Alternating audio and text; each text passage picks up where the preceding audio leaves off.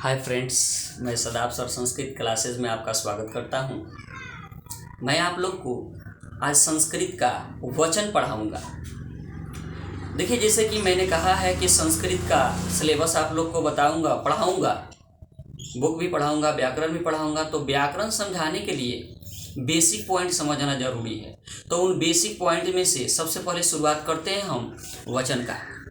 तो वचन से शुरू होगा। देखिए, जिस शब्द से पदार्थों के संख्याओं का बोध हो उसे वचन कहते हैं। वचन में जैसे कि एक वचन है, द्विवचन है, बहुवचन है। संस्कृत में वचन 3 प्रकार का होता है, एक वचन, द्विवचन, बहुवचन। तो एक से स्पष्ट क्या होता है? एक का बोध होगा। द्वि से क्या स्पष्ट होता है? दो का बोध होगा। और बहु से स्पष्ट क्या होता है? दो से अधिक का बोध होगा। तो यहाँ पे एक, दो, बहु यानी दो से अधिक संख्या का बोध हो रहा है ना। तो संख्या का बोध हो रहा है, तो यहाँ पे यहीं से परिभाषा इसका निकालेंगे हम कि जिस शब्द से पदार्थों के संख्याओं का बोध हो उसे वचन कहते हैं। संस्कृत में वचन 3 प्रकार के होते हैं। एक वचन, तो एक से स्पष्ट क्या होता है? जिस शब्द से एक व्यक्ति या वस्तु का बोध हो उसे एक वचन कहते हैं। जिस शब्द से एक व्यक्ति या वस्तु का बोध हो उसे एक वचन कहते हैं। जैसे राम, लड़का, मोहन, पुस्तक, कलम, घोड़ा, हाथी, गाय, भैंस, ये एक का बोध हो रहा है ना, तो एक वचन इसको कहेंगे। आइए देख लेते हैं द्विवचन।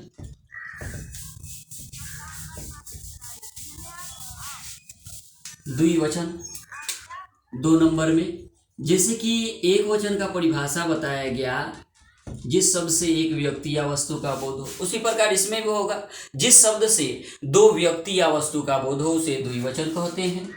यहाँ परिभाषा लिखिए, जिस शब्द से 2 व्यक्ति या वस्तु का बोध हो उसे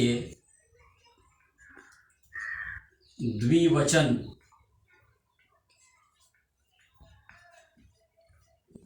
कहते हैं। देखिए, जैसे इसका एग्जाम्पल हम लोग दे सकते हैं, उदाहरण दे सकते हैं। 2 लड़के, 2 गाय, 2 लगा रहेगा, या राम और सोहन, राधा और सीता, मीरा और राधा।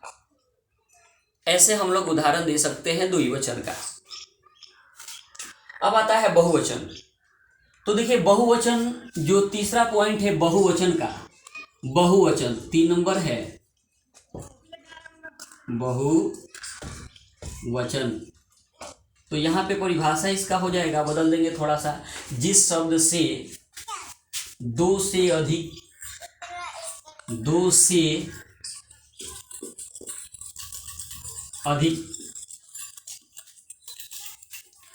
व्यक्ति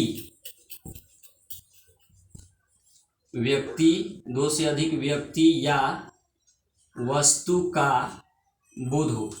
ओके, जिस शब्द से 2 से अधिक व्यक्ति या वस्तु का बोध हो उसे बहुवचन कहते हैं। जिस शब्द से 2 से अधिक व्यक्ति या वस्तु का बोध हो उसे बहुवचन कहते हैं। अब बहुवचन में एग्जाम्पल हम लोग दे देंगे। 2 से अधिक का बोध होना चाहिए, जैसे 3 लड़का, 10 लड़कियां, 5 घोड़े, 20 गायें, यानी कि 2 से अधिक का उदाहरण देना है। या कहा जाए कि लड़कियां बहुवचन का बोध कराता है, कुर्सियां, घोड़े। आप लोग को समझ में आया होगा। अगर समझ में आया हो तो मेरे चैनल को सब्सक्राइब और लाइक कीजिएगा। धन्यवाद।